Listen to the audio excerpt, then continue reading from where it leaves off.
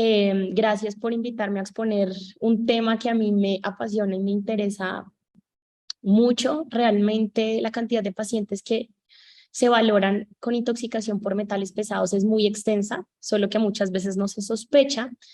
Y pues vamos a hablar de dos metales bien importantes y bien comunes, que son el plomo y el mercurio. Les voy a dar unas recomendaciones con respecto a qué es importante tener en cuenta antes de hablar específicamente de plomo y de mercurio con respecto a los metales, ¿sí? Muchas veces uno piensa que el paciente intoxicado es todo lavado gástrico, carbón activado, medidas de descontaminación, pero nos vamos a dar cuenta que en metales pesados las medidas de descontaminación cambian un poco, el tratamiento también difiere en parte, y pues es que muchas veces no se sospecha la intoxicación aguda, ¿de acuerdo? Entonces, digamos que cosas que quiero dejar como claras antes de iniciar es que nosotros tenemos una amplia estadística de intoxicación por mercurio, plomo, arsénico, cadmio, cobre y cromo a nivel mundial. Realmente son los metales pesados que más generan intoxicaciones. Tenemos también una exposición directa, principalmente en los trabajadores que tienen de pronto algún contacto directo y muchas veces sin equipos de protección personal, ¿cierto? Y que también hoy en día tenemos el cambio climático, el efecto invernadero, la deforestación, la pérdida de los recursos naturales que exponen un poco más o dejan muy evidente los metales en el ambiente, y pues uno como persona que no es trabajadora de metales pues también se expone. Las medidas de descontaminación son diferentes. Aquí a un paciente intoxicado por metales, primero nos toca identificar la vía de absorción y dos, nos toca identificar si es aguda o crónica.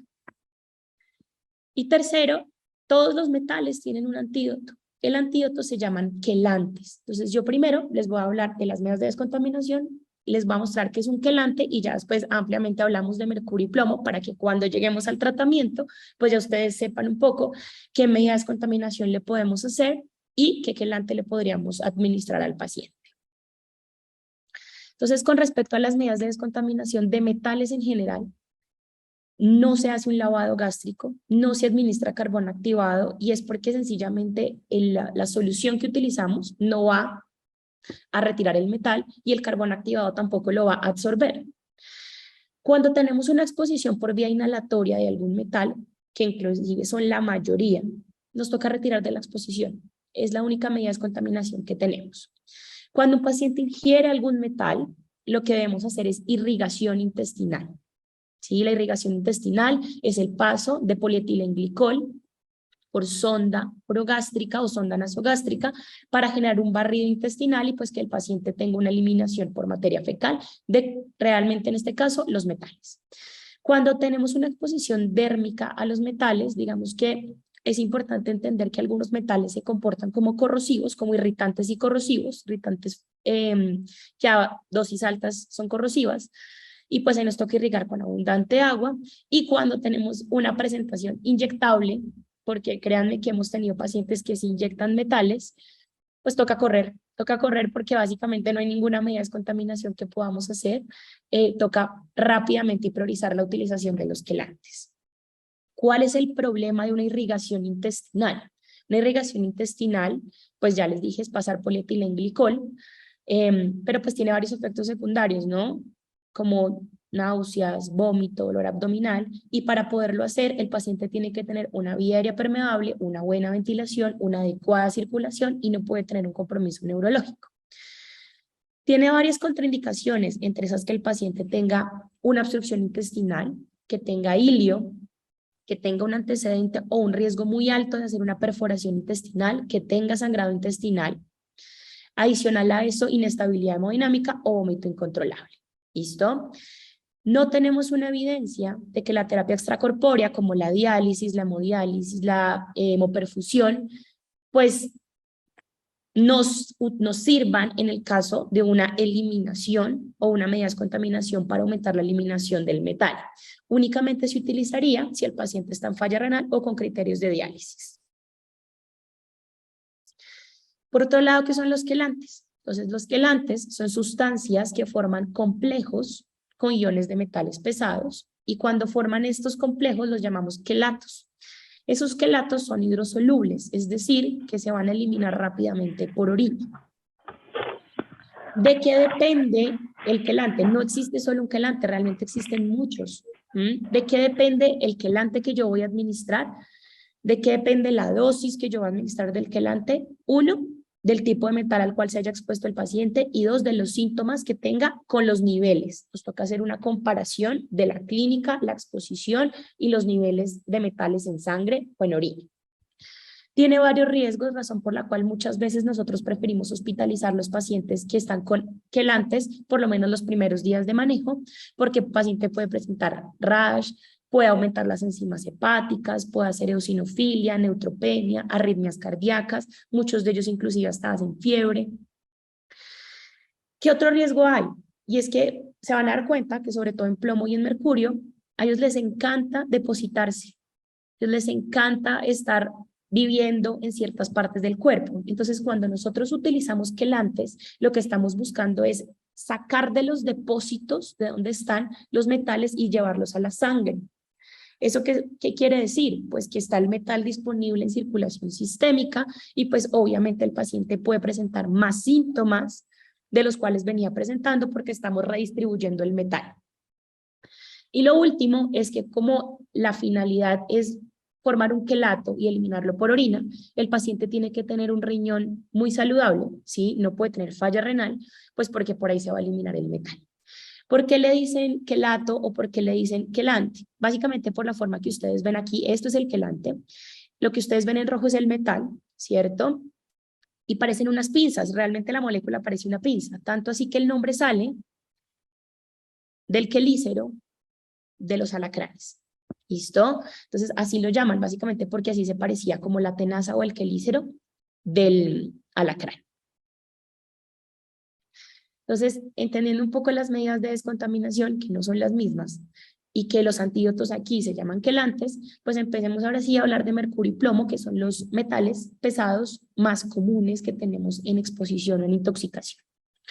Les voy a comentar un poco de la historia, las características físico-químicas de los dos, clasificación y fuentes, la toxicocinética, la toxicodinamia. Recuerden que toxicocinética es lo que nosotros le hacemos al tóxico y toxicodinamia es lo que el tóxico nos hace a nosotros. También les voy a comentar un poco del diagnóstico, ¿sí? Y ahí en el diagnóstico les voy a dar como un tip de una triada que a mí me pareció importante cuando estuve estudiando metales, cuando estudié toxicología, y se me quedó así y se los voy a enseñar. El tratamiento y algo de conclusiones. ¿Listo? Entonces empecemos con el plomo.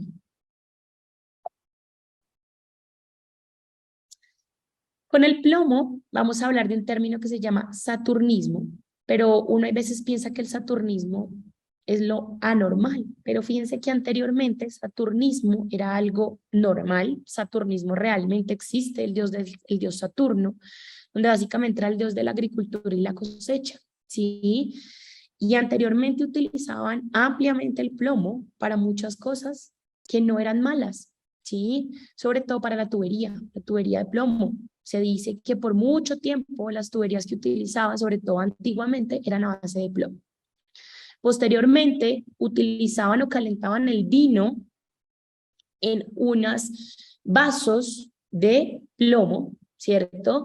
¿Y qué hacían con eso? Resulta que cuando calentaban el vino en esas vasijas de plomo, se generaba como una especie de azúcar que lo llaman arrope, ¿cierto? Y que después lo llamaron azúcar de plomo.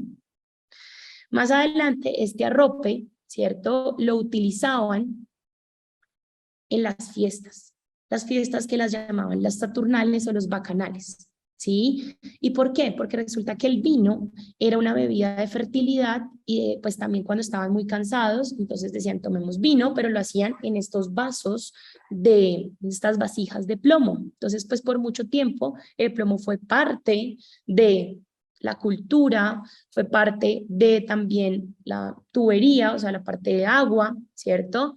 ¿Qué sucedió? Pues que la gente empezó a tener ciertas complicaciones, ciertas sintomatologías, ¿sí? Que más adelante se les atribuyeron a todo lo que tenía plomo, pero lo denominaban, era como algo normal. Entonces decían que el saturnismo no era la enfermedad por plomo, sino era algo normal porque provenía del dios de Saturno. ¿Listo? Ahora, miremos el saturnismo, lo anormal, lo que pasó después de. Después de todo esto de las fiestas, de los bacanales, de los saturnales, de la rope, entonces han salido diferentes publicaciones, entre esas relacionadas, por ejemplo, Hipócrates fue uno de los primeros que habló del cólico de plomo y era un dolor abdominal inducido por plomo. Después en 1700 Ramazzini, que es el padre de la salud, de la medicina de la salud y seguridad en el trabajo, empezó a identificar que los pintores tenían enfermedad por plomo o saturnismo, y ya les voy a contar por qué. Mucho más adelante volvieron a identificar el cólico, pero ya no era el cólico de plomo, sino el cólico de Madrid, porque una serie de pintores tenían algunas manifestaciones abdominales. Después, en 1971, inclusive fue mucho antes, Vicente Matvila describió la mano de gafa o la mano caída en los pintores también. Cuando se empezaron a identificar estos cólicos, estas manos de gafa o de caída, empezaron como a mirar retrospectivamente algunas publicaciones que habían hecho con respecto a personas que se habían expuesto al plomo y que no tuvieran un cólico, sino que tuvieran otra sintomatología. Y encontraron dos cosas. Uno, el ribete de Burton, que son hallazgos de plomo a nivel de la cavidad oral. Y dos, la gota, ¿sí? Los aumentos de los niveles de ácido úrico en pacientes trabajadores con plomo. Hay tres condiciones bien importantes que no podemos olvidar. Y es que las pinturas, y me atrevo a decir que hoy en día también algunas, pero todas las pinturas de antes de la Segunda Guerra Mundial que fueron hechas con óleo, ese óleo era plomado, tenía plomo. Por eso es que la mayoría de las enfermedades que se manifiestan o que están descritas en pintores, pues son pintores de antes de la Segunda Guerra Mundial que manipulaban el óleo y que ese óleo era plomado. En teoría, digo en teoría porque si uno revisa reportes de caso, después de 1950 todavía hay casos de pinturas plomadas, ¿cierto? Y las que están muchas veces lo que hicieron fue aislarlas y dejarlas guardadas, ¿cierto? Sin embargo, se dio la orden de que en 1950 se retiraran y se eliminara el plomo del óleo. Otra fuente muy importante de plomo son la gasolina, ¿sí? Lo que pasa es que ya no todas las gasolinas pues tienen plomo, visto que es tetraetilo de plomo. La gasolina fue creada en 1853 y fue importada, pues su importancia fue realmente en 1921 por ser antidetonante. Por mucho tiempo se utilizó plomo en la gasolina. Hoy en día solamente los aviones y solamente los pistones de avión tienen tetratilo de plomo en muy bajas concentraciones.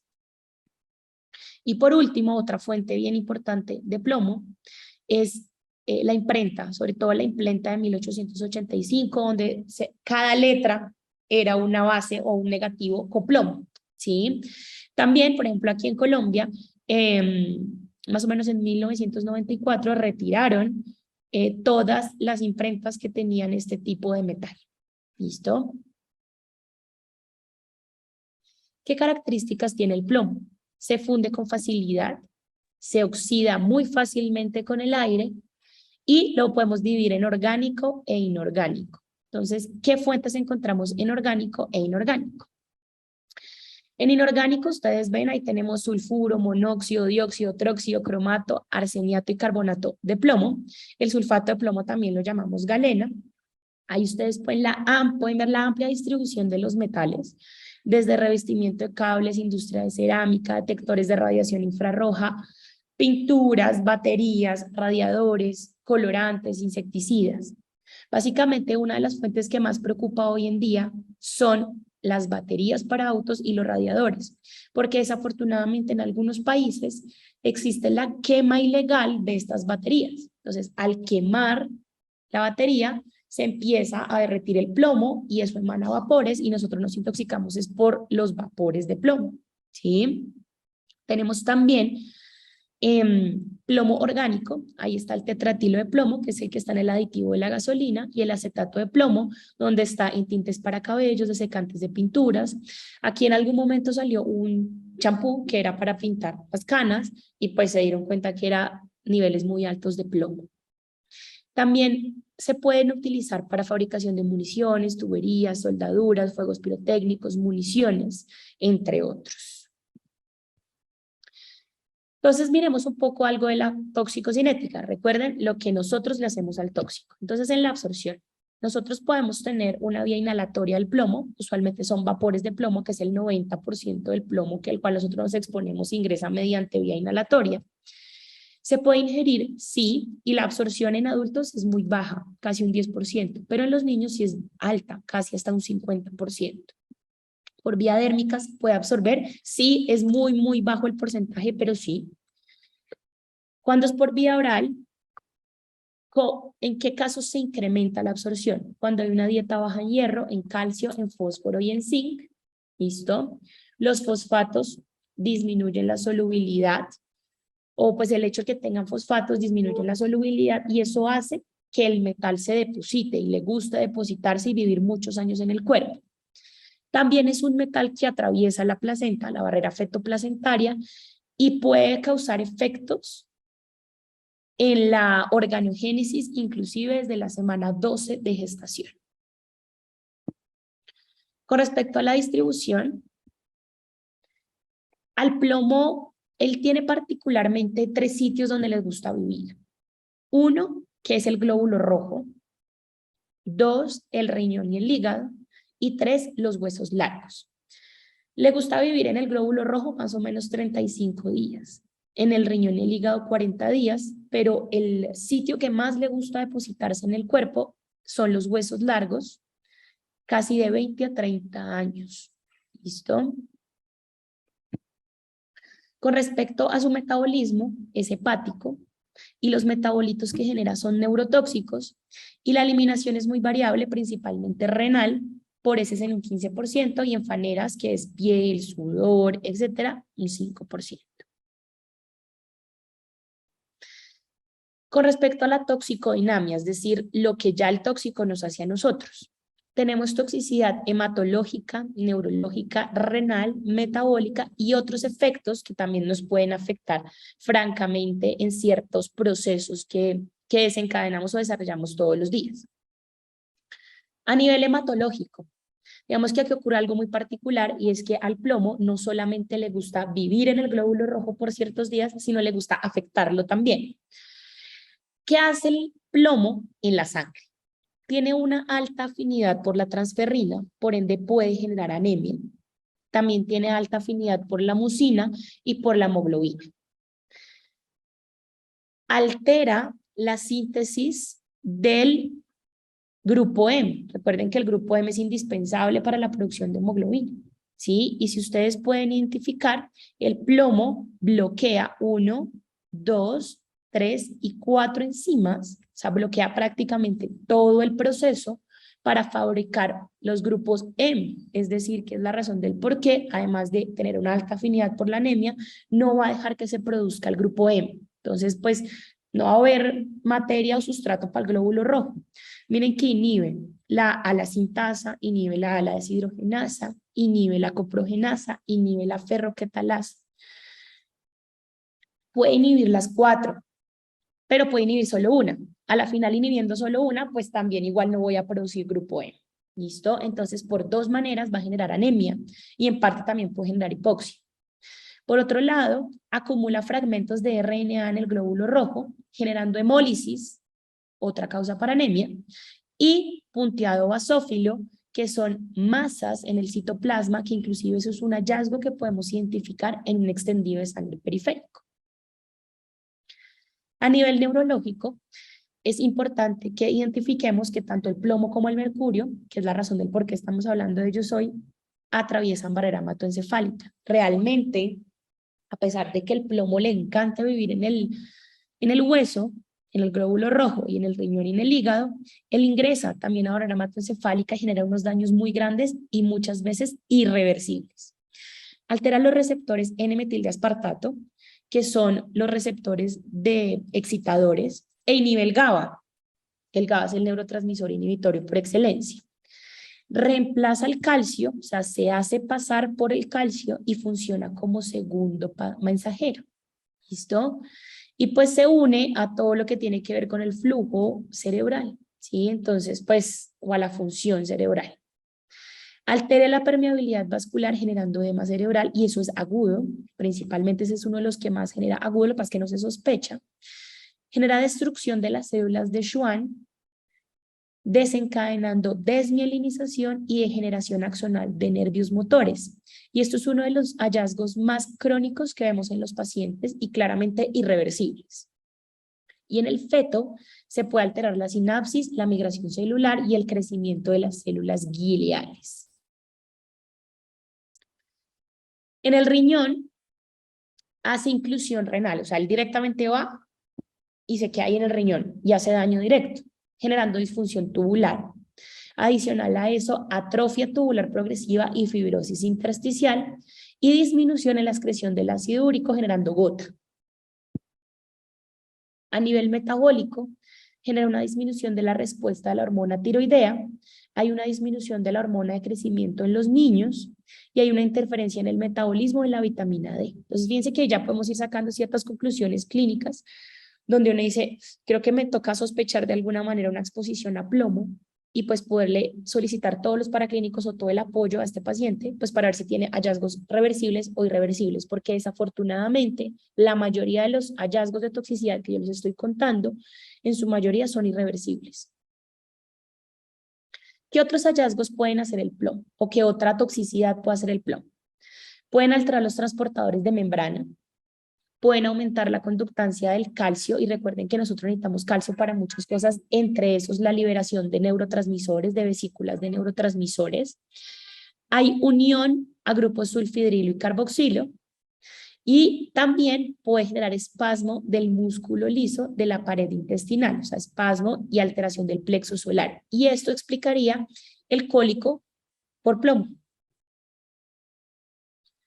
También hay alteración de la fosforilación oxidativa, alteración del óxido nítrico sintasa, desencadenando un daño endotelial, inhibición de la bomba sodio-potasio ATPasa, aumentando la producción de radicales libres de oxígeno y de nitrógeno, y pues todos nosotros sabemos que básicamente pues, nosotros no somos compatibles con radicales libres. Nuestro cuerpo tolera muy poco los radicales libres, entonces cuando tenemos aumento de radicales libres de oxígeno y de nitrógeno, pues nuestro cuerpo entra en un prácticamente metabolismo sin oxígeno y pues podemos fallecer rápidamente.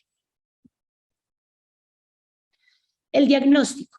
Entonces yo les dije que les iba a enseñar una triada. Y es porque muchos decimos, ok, no se sospecha, pues ¿qué debo hacer? O sea, ¿cuál sería mi papel para poder identificar? Esta es la triada. Es importantísimo identificar la historia laboral y exposicional del paciente. Cuando el paciente dice, no, es que yo trabajo en baterías, yo trabajo en un taller, yo trabajo arreglando carros, yo trabajo arreglando aviones, yo trabajo en una mina, ¿sí? No solamente quedémonos, o realmente que trabaje en algo que sea de riesgo químico, no solamente nos quedemos con, ok, trabaja en eso.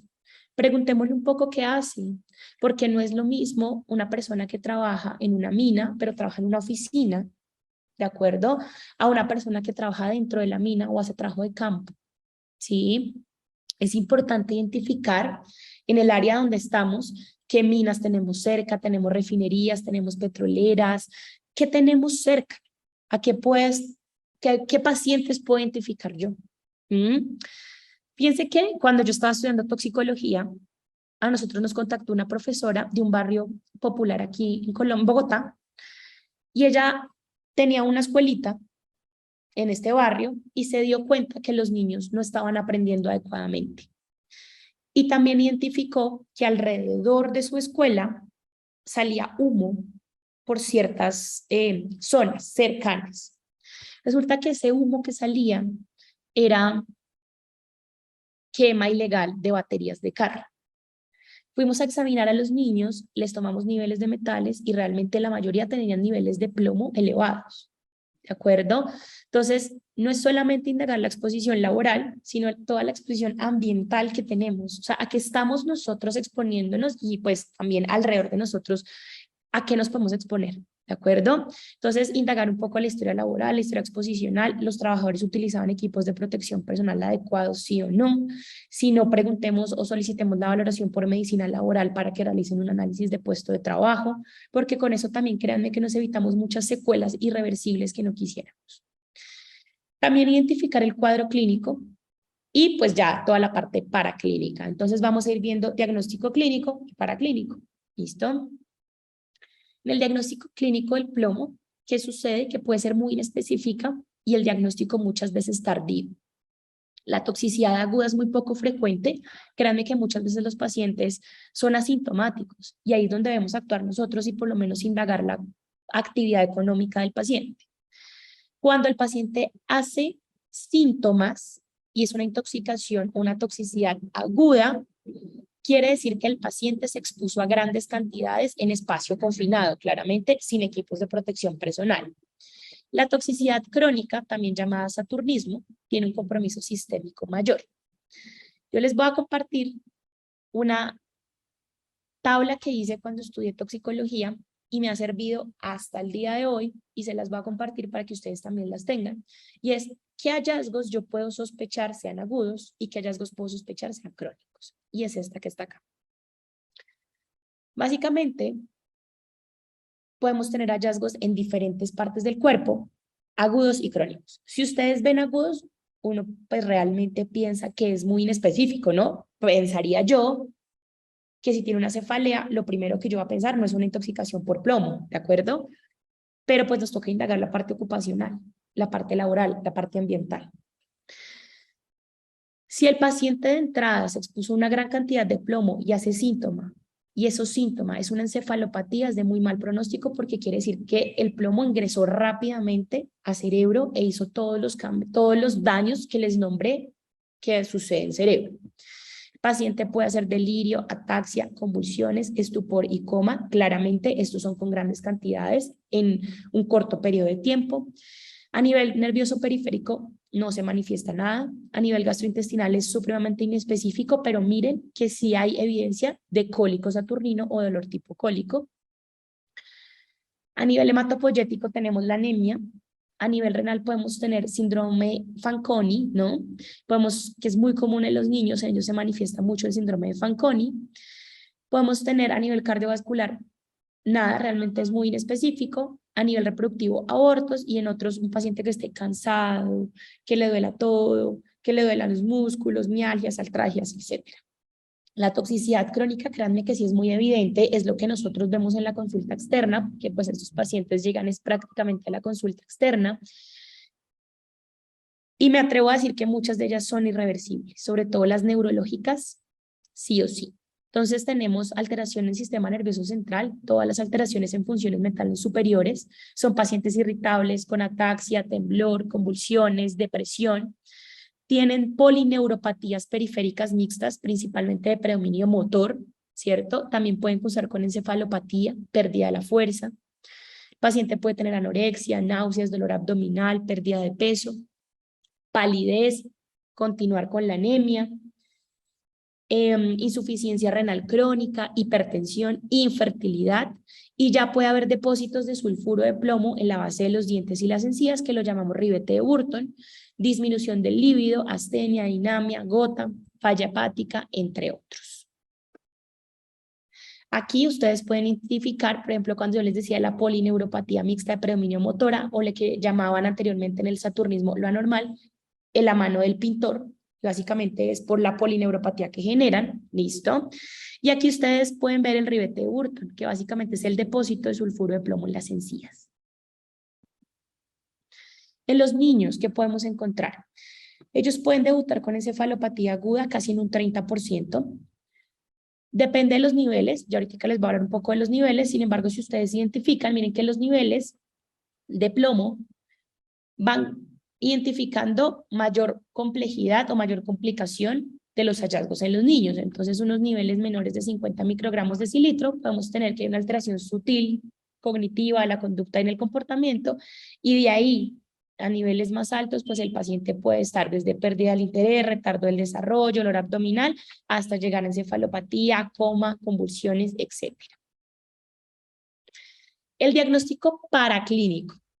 Entonces, aquí sí existe un diagnóstico indirecto y uno directo. Yo les había comentado a ustedes, ¿cierto?, que el plomo le gustaba ir al metabolismo del grupo M y bloquearlo de alguna manera. Entonces, recordemos que el plomo bloquea estas 4 enzimas, ¿cierto? Al bloquear estas 4 enzimas, los metabolitos, como el ácido deltaminolebulínico, como el coproporfirinógeno, se pueden aumentar, ¿sí? Tanto que hasta la protoporfirina también se aumenta, ¿listo? Entonces, nosotros podemos, sobre todo esto se hace mucho en trabajadores, se les piden niveles indirectos de estos metabolitos. Y si estos metabolitos están altos, hay una alta sospecha de que existe una intoxicación por plomo y se les solicitan los niveles de plomo. Muchas aseguradoras, ARLs, por ejemplo, entidades de riesgos laborales aquí en Colombia, le piden o le solicitan a los trabajadores que directamente se exponen a plomo estos metabolitos. Si alguno de estos sale alterado, sale aumentado, le solicitan niveles de plomo. ¿Listo? Son marcadores indirectos. Como el plomo inhibe las enzimas del metabolismo del grupo M, pues es importante poder identificar algunos metabolitos que quedan aumentados porque no se van a sintetizar, no se van a metabolizar a M. Podemos pedir entonces cropoporfirinas, que inclusive ahí ustedes ven los niveles normales. Se pueden pedir niveles de ácido deltaminolebulínico en orina 24 horas, que ven los valores normales, o también en parte se pueden pedir beta-2 globulina en orina, que esto es muy específico como marcador temprano de daño renal. ¿Listo? Ahora, si nosotros no tenemos la disponibilidad de marcadores indirectos, podríamos pedir niveles de plomo, que también se llama plumbemia. Los niveles de plomo deberían pedirse en sangre, también se pueden pedir en orina realmente, pero deberían pedirse en sangre. Básicamente, la técnica ideal para la plumbemia es espectrofotometría por absorción atómica. Y ustedes ven ahí los diferentes rangos. Para población general, los niveles de plomo para que estén negativos deberían estar por debajo de 20. Ustedes dicen, ¿cómo así? ¿No deberían estar en 0? Les conté al inicio de la charla que desafortunadamente la contaminación, el efecto invernadero, todo lo que está sucediendo a nivel ambiental no nos permite tener niveles de 0 en plomo. Básicamente son muy pocos los metales que deberían estar en 0. Eso quiere decir que todos nosotros estamos de alguna manera expuestos a plomo y créanme que a mercurio también. Entonces, unos niveles negativos de plomo tendrían siendo menor a 20. En los niños deberían tener menor a 5 para no tener intoxicación por plomo. Y fíjense que los niveles varían en trabajadores. Si es un trabajador de construcción o si es un trabajador de industria general. Miren que ahí cambian mucho los valores. Entonces, no podemos comparar los niveles de una persona que no trabaja con plomo a una persona que sí trabaja y que trabaja en construcción o que trabaja en industria general. ¿De acuerdo? Ustedes van a encontrar en muchos artículos esta clasificación que ven aquí. Básicamente es que acorde a los niveles de plomo yo voy a encontrar cierta sintomatología. Desafortunadamente, cuando uno ya ve los pacientes, no están así. Yo he visto pacientes con alteraciones bien importantes neurológicamente hablando y con niveles de plomo realmente no tan altas. Entonces, muchas veces no aconsejan como guiarnos por esta flecha que vemos aquí, sino individualizar a cada paciente. ¿Qué ayudas diagnósticas puedo solicitar adicionales? Además, si tengo los marcadores indirectos, los solicito. Si tengo los niveles de plomo, los solicito.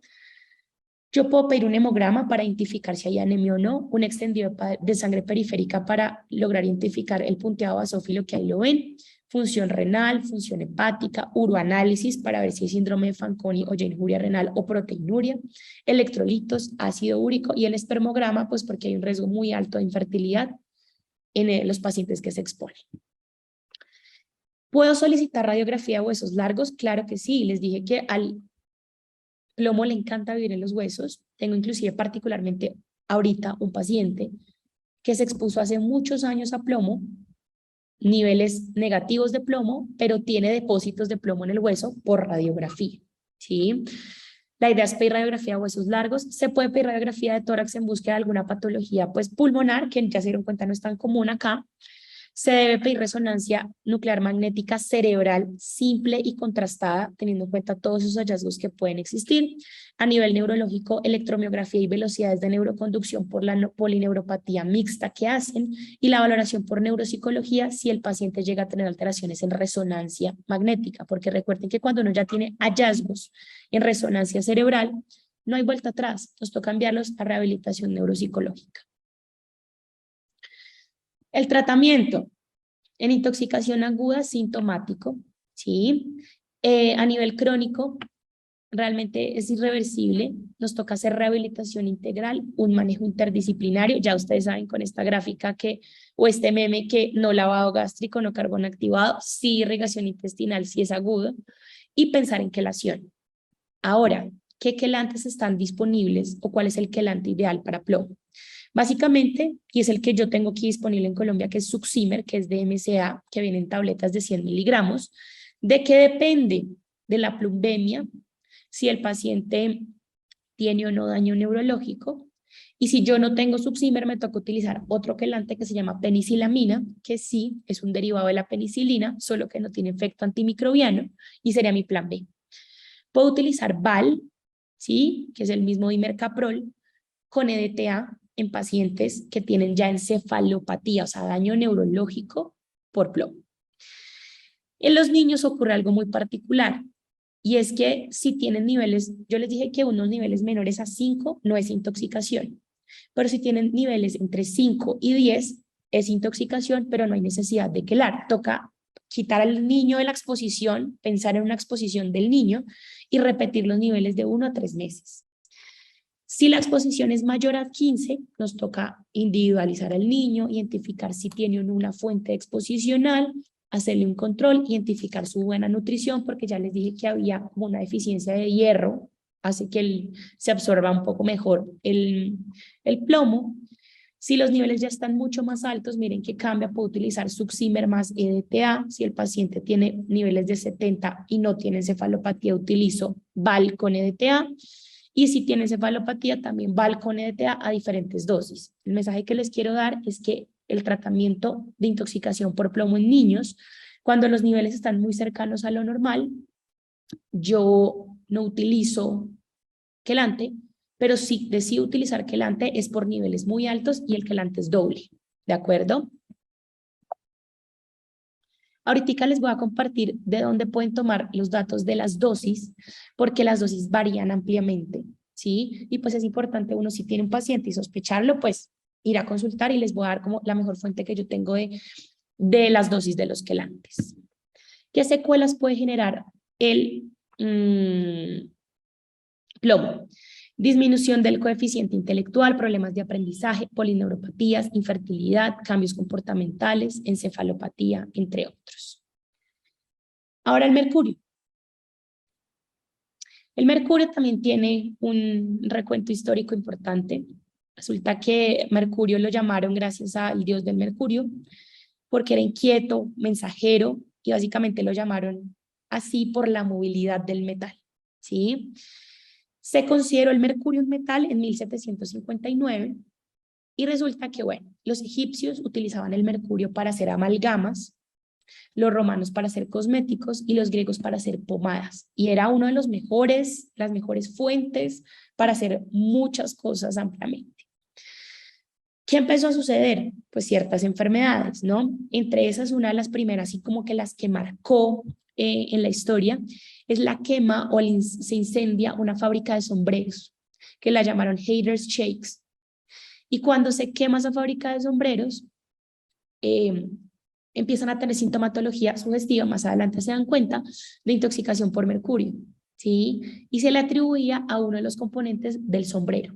Por eso se dice que el sombrero localizado en el País de las Maravillas estaba intoxicado por mercurio y que lo que era por el mercurio. Más adelante empezaron a utilizar el mercurio para ciertas enfermedades, sobre todo en las cariasis, y pues que empezó que los niños empezaron a verse rosados y a tener acrodinias. Y pues lo llamaron la pink disease y era que estaban intoxicados por mercurio. Mucho más adelante ocurrió la enfermedad de Minamata, los invito a ver esta película porque hay un componente bien importante en esta situación de Minamata y es donde en Japón se exponen ampliamente al mercurio y tenemos una intoxicación bien grande en Irak por un fungicida. Eh, Tenía altas concentraciones de mercurio y pues se expuso en el alimento y mucha gente se comió este alimento y se intoxicó por mercurio. ¿Qué características tiene el mercurio? Es el único metal que a temperatura ambiente genera vapores. Esto no se les puede olvidar. Yo les dije que el plomo se oxida fácilmente, ¿cierto? Genera vapores con temperatura, pero el mercurio no. El mercurio no necesita de altas temperaturas para poder emanar vapores. Y la forma más grande de intoxicación por mercurio es inhalándola. Es blanco, plateado, brillante, es denso, inoloro, insoluble en agua, un buen conductor de electricidad. El mercurio se divide en tres: metálico, que es el mismo elemental, que es el que encontramos principalmente en los termómetros, también están las amalgamas, en los barómetros, en las luces fluorescentes, que es la mayor cantidad de pacientes que yo tengo expuestos a mercurio y es por las luces fluorescentes. La extracción de plata y oro, que eso también, recuerden que para poder retirar el plomo de las minas se utiliza mercurio y para volverlo más amarillo y más brillante se utiliza ácido nítrico. El mercurio orgánico, está el órgano mercurial, que es para antisépticos, fungicidas, herbicidas, y está el metilmercurio, que es el que está en el ecosistema. Está también el mercurio inorgánico o sales inorgánicas, que ahí está el mercúrico y el mercurioso, también para piedras volcánicas, fábricas de productos químicos, pilas, baterías, y hay otros como las lámparas y las turbinas de vapor. No se les olvide, estos son los pescados que tienen mayor cantidad de mercurio, principalmente mercurio orgánico. ¿Listo? Estos que ustedes ven aquí es lo que se recomienda comer en poquita cantidad porque son los peces que más tienen mercurio. Atún en lata tiene mercurio moderadamente y el atún fresco es el que más alto tiene contenido de mercurio. Por vía inhalatoria, todas las formas, elemental, orgánico e inorgánico, pues tiene una absorción importante y ahí es el vapor, principalmente de elemental, es el que genera la toxicidad. A nivel oral, realmente el elemental tiene una absorción nula, entonces vamos pensando que tal vez si a uno se le rompe un termómetro y el niño se lo pasa por la boca, es muy poco probable que haya comido mercurio o la absorción sea nula. El inorgánico se absorbe un 2 a un 15%, el orgánico un 80%, pues vienen los pescados, y el dérmico el inyectable. Tiene una amplia distribución. Miren, se distribuye a tiroides, páncreas, suprarrenal, riñón, espermatozoides, piel, ojo, sustancia gris, hígado. Bueno, tanto el elemental como el orgánico son los principales. Le encanta estar en la sangre unido a la albúmina, principalmente al orgánico en un 90%. Un metabolismo que todavía se duda mucho al respecto del metabolismo del mercurio, pero sí tiene una eliminación bien variable y depende también mucho del tipo pues, de mercurio. El orgánico se elimina más que todo por heces, mientras que el elemental y el inorgánico por riñón. ¿Cómo funciona el mercurio o qué toxicidad hace el mercurio? Básicamente le gusta unirse a los grupos sulfidrilo. Entonces, ¿qué hace? Quita el hidrógeno, el grupo sulfidrilo, y lo reemplaza. Cuando lo reemplaza, genera un enlace covalente. Y ese enlace covalente genera daños. ¿Daños en dónde? En todos los sitios donde haya grupo sulfidrilo, como en las enzimas, en los mecanismos de transporte, en las membranas y en las proteínas estructurales. Interfiere con el calcio en el sistema nervioso central, también altera la liberación de neurotransmisores, genera muerte neuronal, hace toxicidad directa en riñón y en tracto gastrointestinal. El orgánico es corrosivo, por ende puede generar quemaduras. Inhibe la síntesis de proteínas y altera el RNA de transferencia. Aquí vamos a lo mismo, ¿cómo vamos a hacer el diagnóstico? La historia laboral y exposicional es indispensable. ¿Cómo son las manifestaciones clínicas? La manifestación clínica también puede ser muy inespecífica y el diagnóstico tardío. Realmente depende del lugar de la exposición, de la presentación química del metal, de la duración del contacto y de ya factores propios del paciente. También en los fetos se afecta considerablemente. En los hallazgos agudos depende mucho de la exposición súbita, sobre todo a grandes cantidades de mercurio elemental. Yo tengo un paciente en estos momentos que estoy tratando que se expuso 8 días seguidos a mercurio elemental por extracción de oro y realmente hizo hallazgos agudos en 2 semanas. Aquí ustedes pueden ver la diferente ubicación y qué puede ocurrir a nivel tanto oral como inhalatorio. Miren que yo no les dije muchas cosas a nivel pulmonar del plomo, en cambio el mercurio sí genera mucha sintomatología pulmonar. El metálico o elemental genera a nivel agudo bronquitis, edema pulmonar y tiene un efecto irritativo menor si se come. A nivel crónico tiene síntomas neurológicos importantes. El inorgánico a nivel agudo, quemaduras, hemorragias digestivas, gastroenteritis y a nivel pulmonar, síntomas respiratorios inespecíficos. A nivel crónico, miren lo que puede generar: estomatitis mercurial, eretismo mercurial y temblor. Y el orgánico, muchas alteraciones motoras, temblor, ataxia, alteraciones sensoriales, entre otros. No descarten entonces que una persona, un niño que se le rompe un mercurio en la casa un termómetro de mercurio, pues si se lo come realmente la absorción es muy nula. ¿Cuál es el problema? Que empiece a quedar el mercurio por ahí en el piso y se empiecen a emanar vapores y eso lo inhalimos. Por eso es que se recomienda recoger el mercurio de ese termómetro con una escoba, más no con una aspiradora con algo caliente porque emanamos más vapores. Precaución con estos dos tipos de pacientes, los que extraen oro y los que trabajan con bombillos o luces fluorescentes, ellos son los que más se exponen. Los hallazgos crónicos son 3: estomatitis mercurial, eretismo mercurial y temblor. La estomatitis mercurial es de evolución lenta y dolorosa, hacen unas lesiones en cavidad oral terribles, cialorrea, úlceras en las encías, sienten que los huesos son largos y se les caen, hacen diente mercurial de Letul, hacen ribete de Gilbert, caída de dientes, gingivorragia. Aquí les muestro un paciente, uno de mis primeros pacientes, con ribete de Gilbert y diente mercurial de Letul. Entonces miren que los dientes son son de un color metalizado, ¿cierto? Y adicional a eso miren el depósito aquí de mercurio en las encías. El eretismo mercurial es un trastorno de la conducta y del comportamiento, inclusive es un falso diagnóstico de patología mental. El paciente hace depresión, llanto inmotivado, insomnio, indiferencia por la vida, delirio, alucinaciones, irritabilidad, agresividad. Y el temblor es un parkinsonismo, tanto así que es una de las causas de Parkinson toxicológicas. Es progresivo, es en dedos, manos, párpados, migra labios, lengua, extremidades. Hay trastornos de la escritura y compromiso del lenguaje que se llama celismo mercurial. En niños, miren que puede haber múltiples alteraciones, tanto prenatales como postnatales. Y aquí vamos a identificar la parte paraclínica. Hay marcadores indirectos y directos. Realmente como el plomo, no tenemos marcadores indirectos para mercurio. Lo único que tenemos son los niveles de mercurio en sangre, en orina 24 horas o en pelo.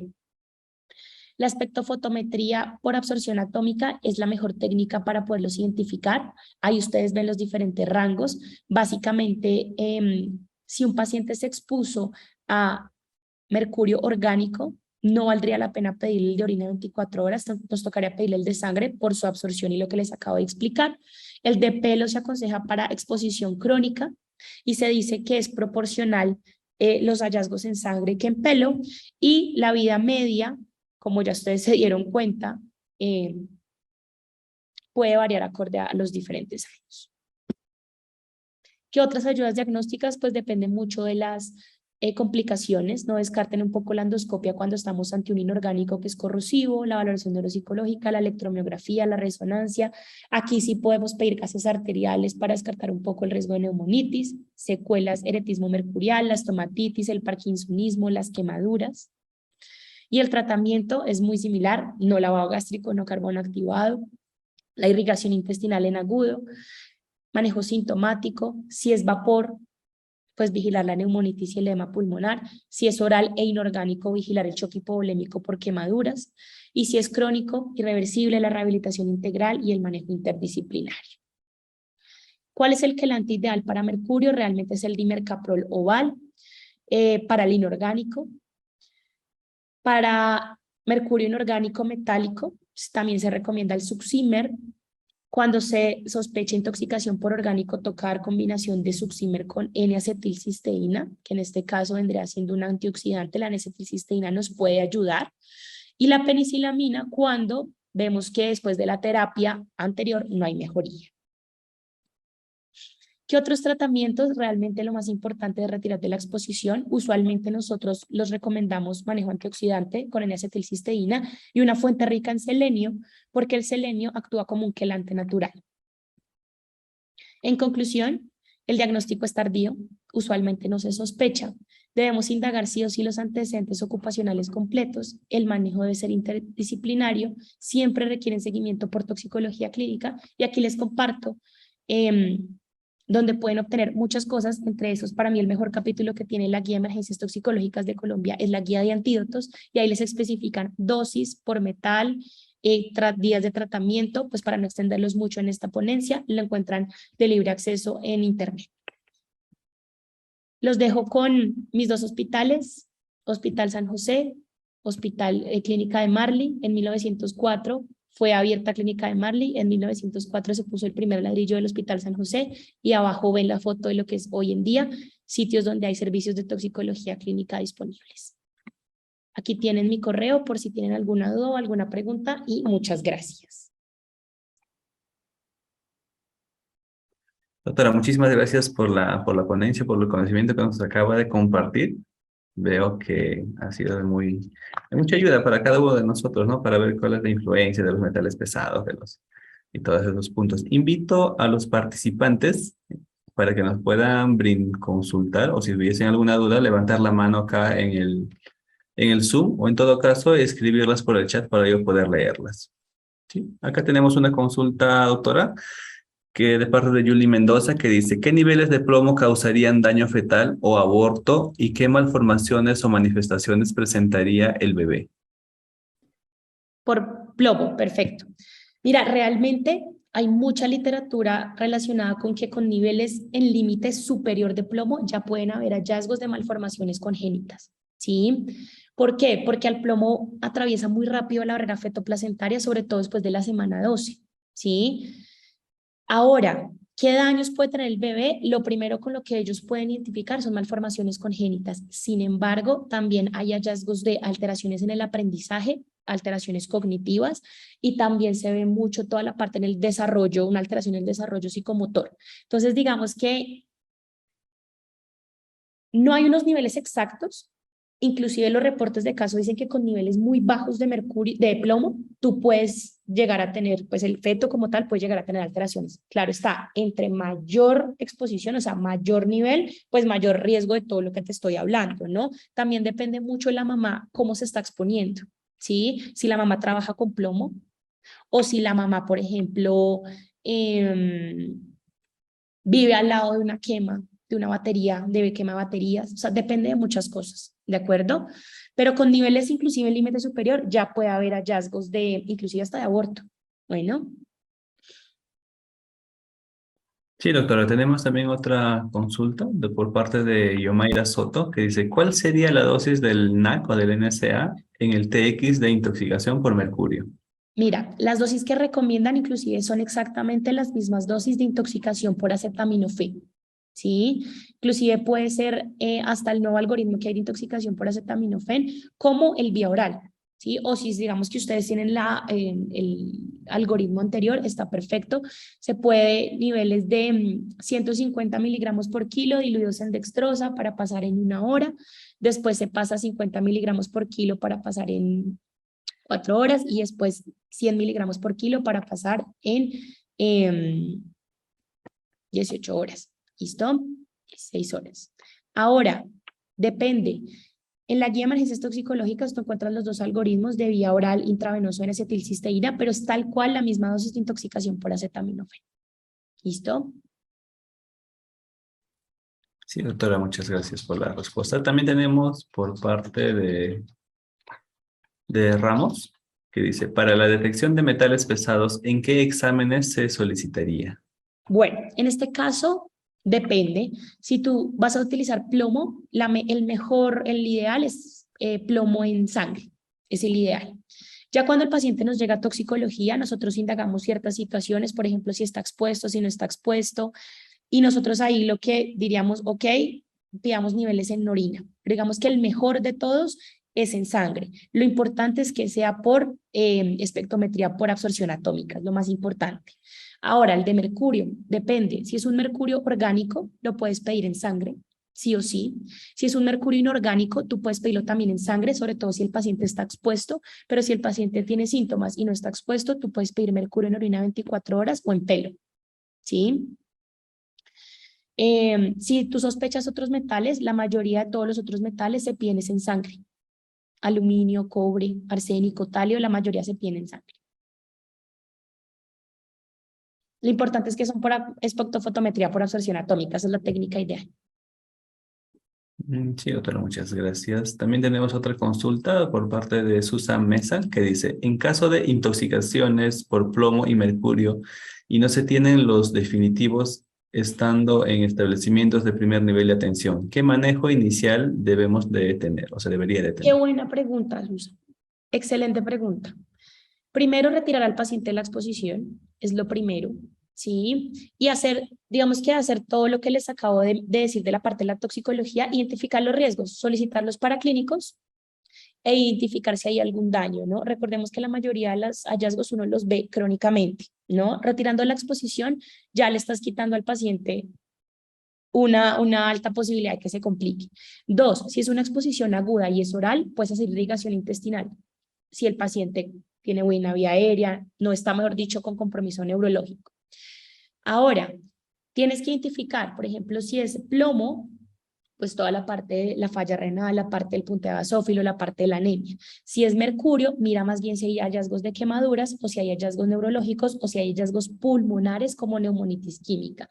Sí o sí, identificar si pueden pedir los niveles. Recuerden que los niveles de metales demoran más o menos entre 15 a 20 días hábiles y remitirlo rápidamente, puede ser inclusive hasta por consulta externa, pues para la solicitud del quelante, porque también ocurre algo muy particular y es que los quelantes no están disponibles fácilmente. Por ejemplo, cuando yo voy a utilizar un quelante, yo debo solicitar un permiso especial y más o menos demora 15 días en llegar el permiso. ¿Sí? Entonces es eso, manejar los síntomas y retirar tu paciente de la exposición.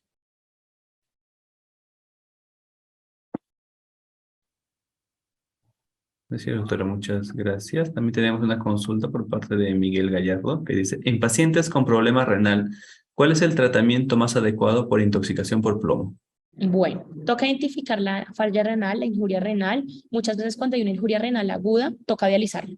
Nada que hacer. Y no es para eliminar el plomo, sino es para corregir la falla renal. Toca solicitar los niveles de electrolitos para también si hay riesgo de hipercalemia, ¿cierto? Pero en su mayoría los pacientes retirándolos de la exposición y si no hay una falla renal franca, pues ya van mejorando progresivamente. Ahora, recuerden que la falla renal muchas veces uno no la sospecha y después el paciente hace la falla renal y no es tan severa, pero puede migrar, por ejemplo, a una hipertensión, a otras cosas. Pero si el paciente tiene una falla renal franca por plomo, se debe dializar.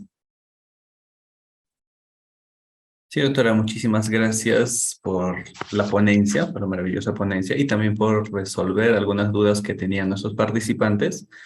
Veo que ya todos han quedado satisfechos y no que genera ninguna duda. Agradecerle nuevamente, doctora Patricia, por acompañarnos en este segundo día de congreso. Gracias a Y, ustedes, como siempre. muchas gracias. Muchas gracias. Hasta luego.